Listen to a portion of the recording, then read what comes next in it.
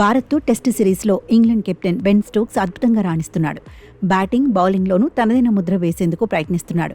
ముఖ్యంగా బౌలింగ్లో తనే బాధ్యత తీసుకుంటున్నాడు. స్పెల్ మీద స్పెల్ వేసేందుకు ఆసక్తి చూపిస్తున్నాడు. లార్డ్స్ టెస్ట్లో ఇంగ్లాండ్ విజయంలో కీలకంగా నిలిచాడు.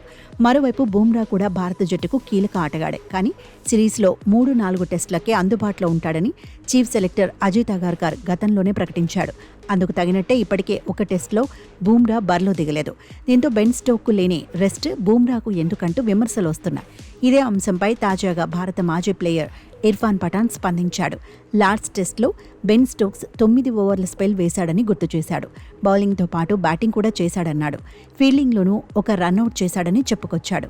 బెన్ స్టోక్స్ ఓ 4D ప్లేయర్ అని కితాబిచ్చాడు. బెన్ స్టోక్స్కు సంబంధించిన వర్క్ లోడ్ అనే ప్రస్తావనే ఉండదన్నాడు.